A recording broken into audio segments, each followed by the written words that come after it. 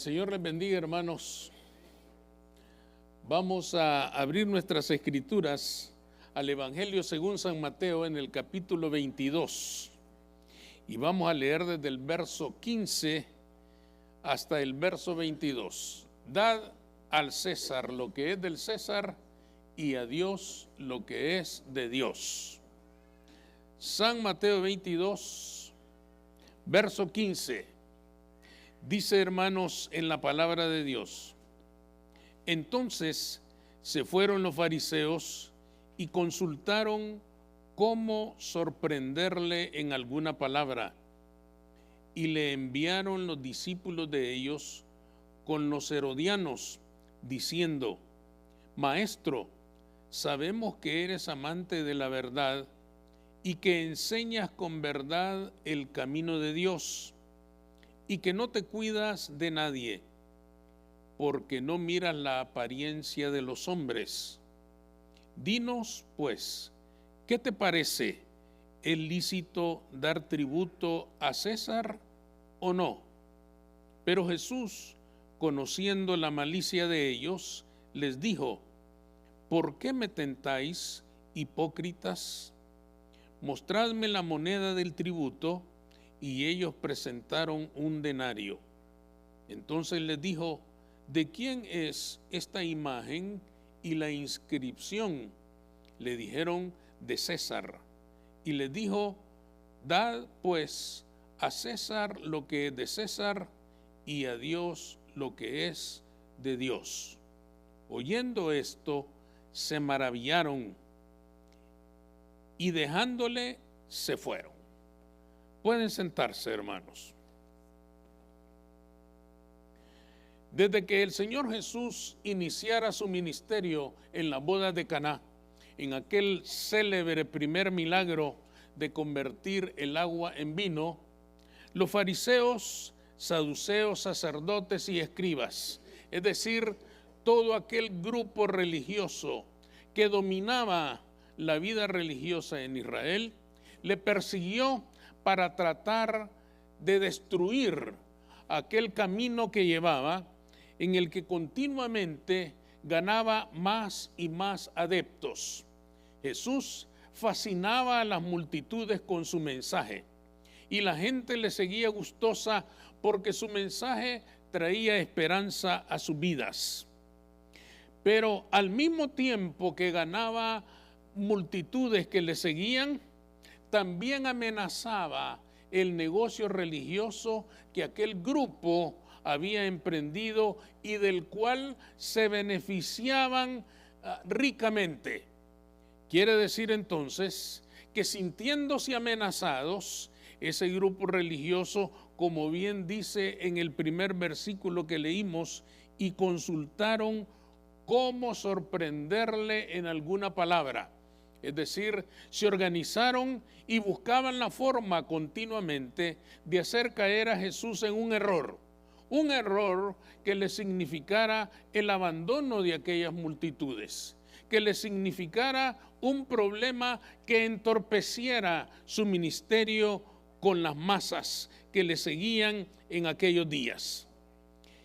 Uno de sus mejores esfuerzos lo realizaron este grupo cuando le hicieron la pregunta en la cual hemos basado nuestro estudio de hoy. ¿Es lícito pagar impuestos al César? Ellos le dicen directamente a Jesús: ¿qué te parece? ¿Es lícito pagar impuestos al César? Aquella pregunta era verdaderamente problemática, hermanos. Si pensamos en la lógica humana, solo había dos formas de responder a aquella pregunta. La primera de ellas era decir: paguen al César lo que es del César. Y si lo decía de aquella manera, su popularidad se vendría abajo, por cuanto el pueblo resentía los muchos impuestos que Roma le imponía a Israel. Ellos eran una colonia romana y por lo tanto estaban sometidos a la autoridad de Roma, entre ellos la carga de los impuestos. La segunda forma de contestar era decirles: no paguen nada.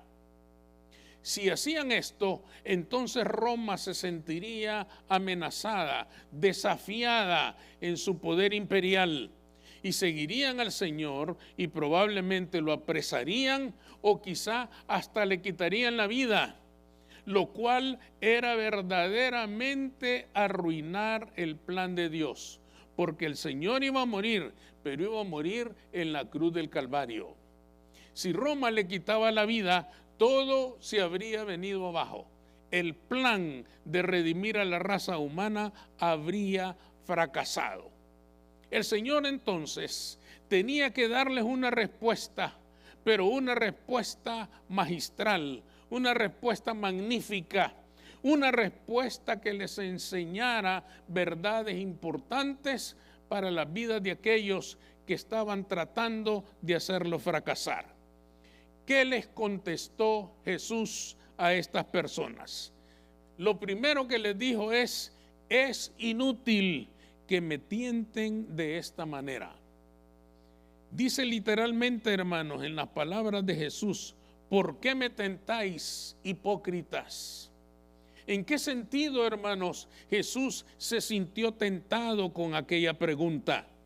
Se sintió tentado porque aquellos hombres intentaban separarlo de la voluntad del Padre, de la voluntad de Dios al enviarlo a esta tierra.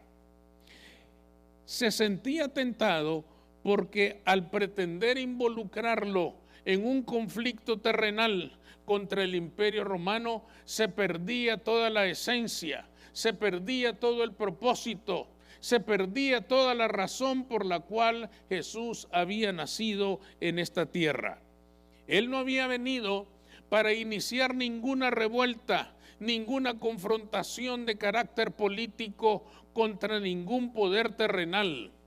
Él había venido a inaugurar un reino espiritual en el cual Él era el Rey de Reyes y Señor de Señores. No había venido a pelearse con poderes terrenales, no había venido a organizar rebeliones, no había venido a organizar revueltas en contra del poder establecido. De manera que el Señor le reclama fuertemente su hipocresía al tentarlo de aquella manera. Y de una vez les dice, es inútil que ustedes me tienten de esta forma, porque yo no me voy a apartar de la voluntad del Padre.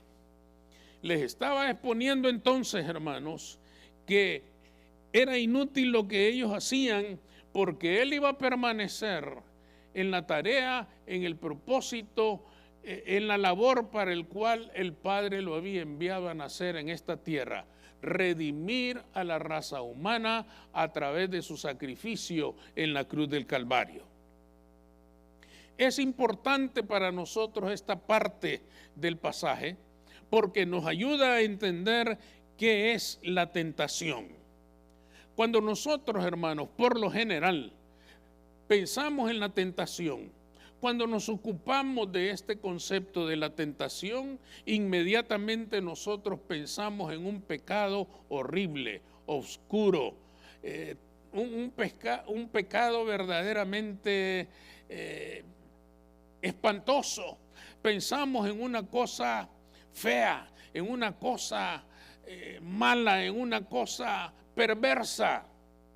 Pero el Señor nos está demostrando en este pasaje que la tentación, hermanos, es cualquier intento que el enemigo nuestro haga para apartarnos de la voluntad de Dios. Él se sintió tentado porque aquella gente trató de apartarlo de su propósito, trató de apartarlo de la voluntad que el Padre había establecido por su vida y hacer su propia voluntad. Eso es justamente la tentación. Pero en este concepto de tentación, nosotros tenemos que dejar bien claro una cosa. La tentación no tiene que ser necesariamente algo terrible, algo perverso, algo oscuro, algo negro, como nosotros siempre lo pensamos. La tentación puede ser, hermanos, incluso algo bueno en sí mismo. No tiene que ser algo malo necesariamente.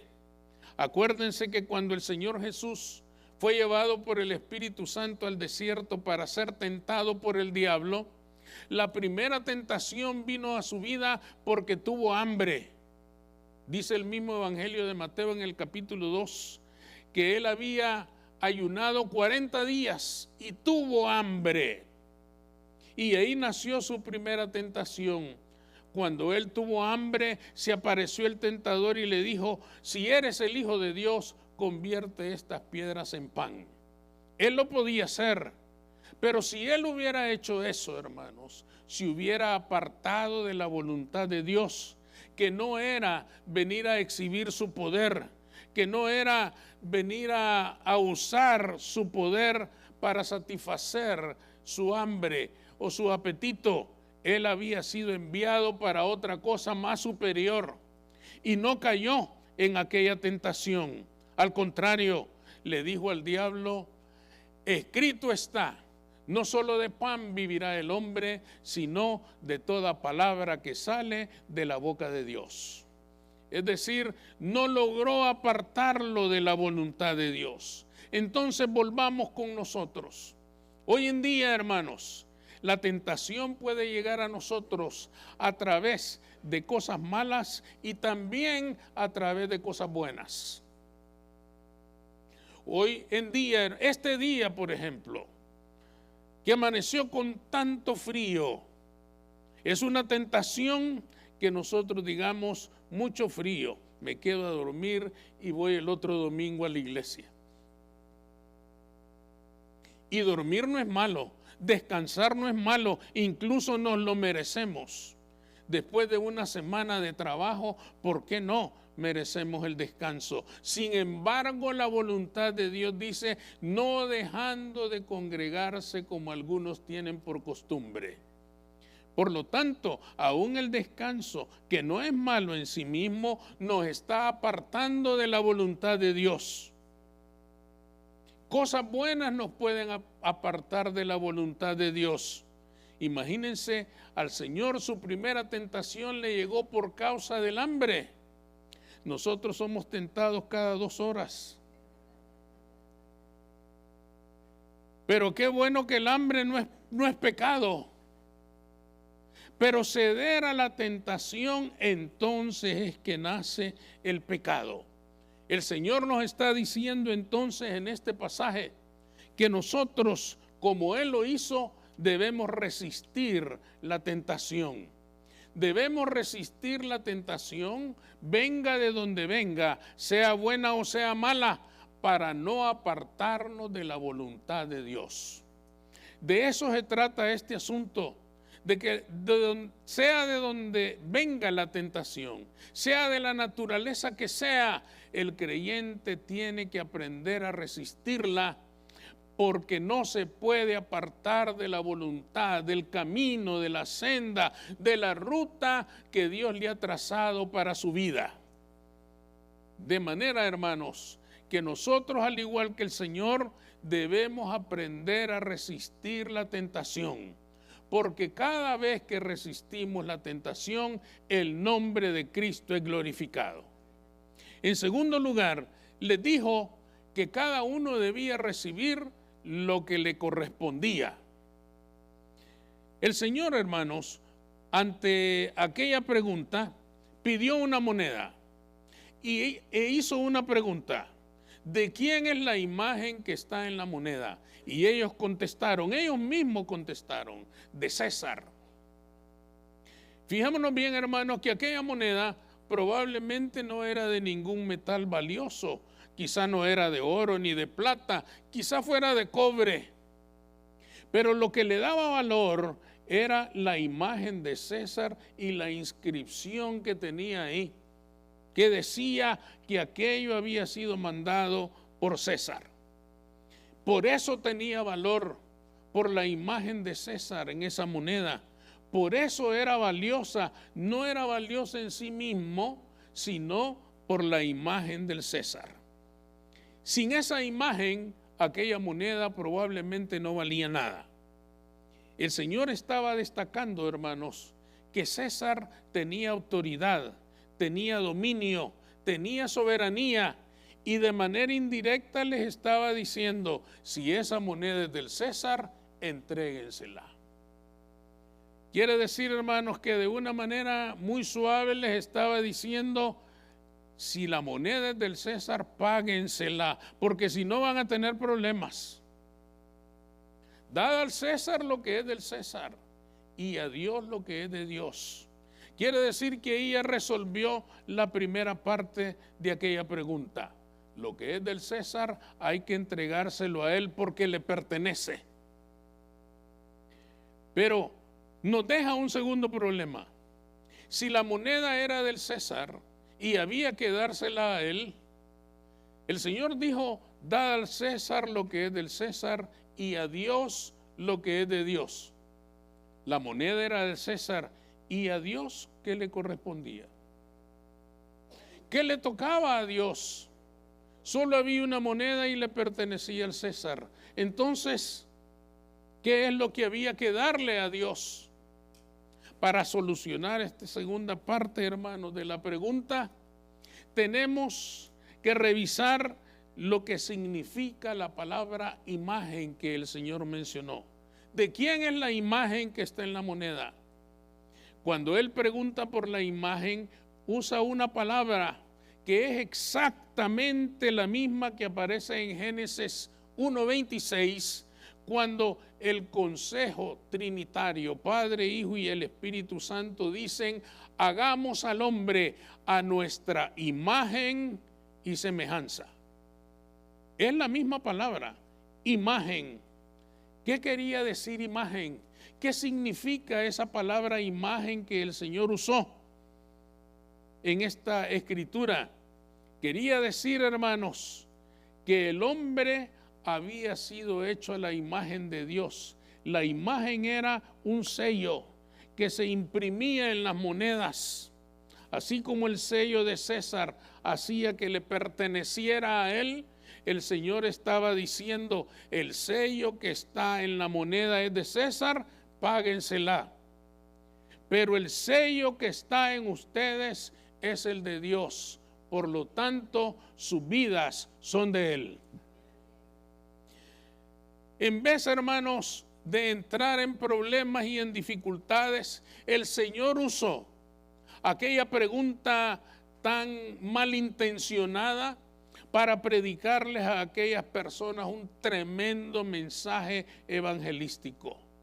Les dijo, ustedes le pertenecen a Dios y sus vidas tienen que ser para Él, porque en ustedes está esa imagen.